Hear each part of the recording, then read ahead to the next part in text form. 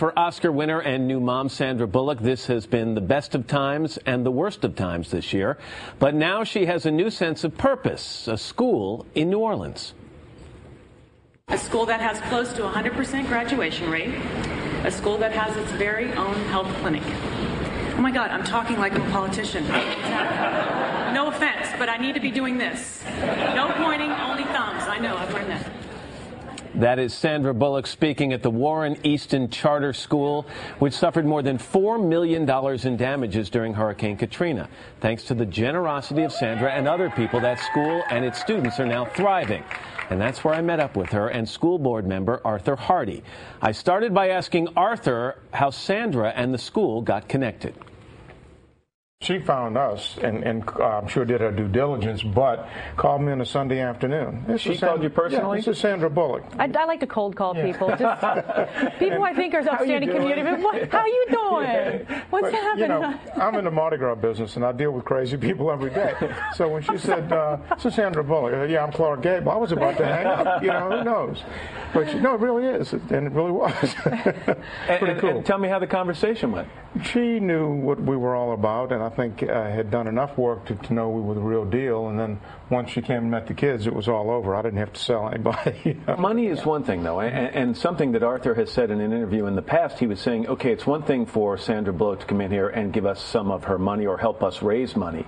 But you said something else about her. You said she also arrived at a time where we needed a cheerleader. Boy, did we.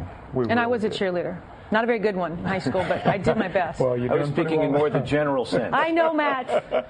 No, that's exactly right. And I believe she thinks, as we do, that public school education is the answer to crime, poverty, prejudice. I mean, a good school system. And we want the whole city's system to be good, not just us. We want to be the best among many good schools. And I think we're an example that it can be done. It takes a lot of work, but yes, you can do it. One of the things that the floodwaters exposed here in this city was this, I mean, I don't have a better term, abject poverty. Mm-hmm. And the fear here, I think, in a lot of people's minds in New Orleans is that those same people who were most victimized by that hurricane have been left out of the recovery. That they aren't the ones who are enjoying the recovery. How do you feel about that? There are a lot of things that fell through the cracks during the storm, and it was embarrassing. Those cracks exist throughout the United States, throughout the world, and it just sort of opened up something that I don't think people knew about or maybe didn't want to see. But right here under this roof, there are souls and spirits and young people who don't come from any money, but carry this extraordinary spirit to like override that, suck in every ounce of education that the school provides, and get out of here and create a life for them that is beautiful and fulfilling and filled with all those things that they might not have had. It's always going to be the way that people that shouldn't be left behind are left behind, but let the school be an example of how we don't need to leave anyone behind. We've known each other for a pretty long time. I don't admit to that. I will. I'm really? proud of it. I don't know that I've ever heard the level of passion. Where did this passion come from for this particular city? I spent so many summers and New Year's and fun times in New Orleans. It was always a place where I felt like I could go and actually let go and enjoy the spirit of something. Your connection to the city just got deeper officially. You finalized your adoption. I did. And Louis from New Orleans. He's from New Orleans. So he's a little Cajun cookie. You are forever now hitched to this city. I am. How lucky am I?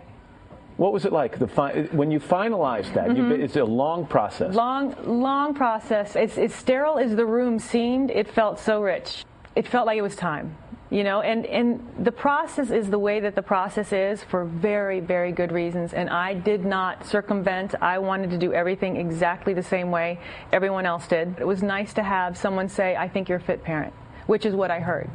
Which was like, the waterworks again. But you can't celebrate too long. You get to home and change diapers and feed and things like that. Kids don't care about celebrations. No, he does. He does? At 8 months old? Oh, he likes to celebrate. He likes to dance and celebrate. He's you know what? I got blessed. I got lucky.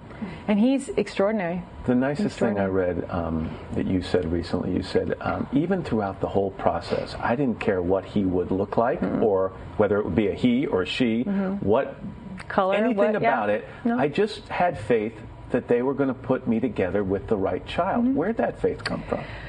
It doesn't always happen that way. I don't know. You know, everything works out the way the universe wants it to work out. And we always said that it didn't matter where the child came from. The child that needed us in the home is the child that's going to be placed.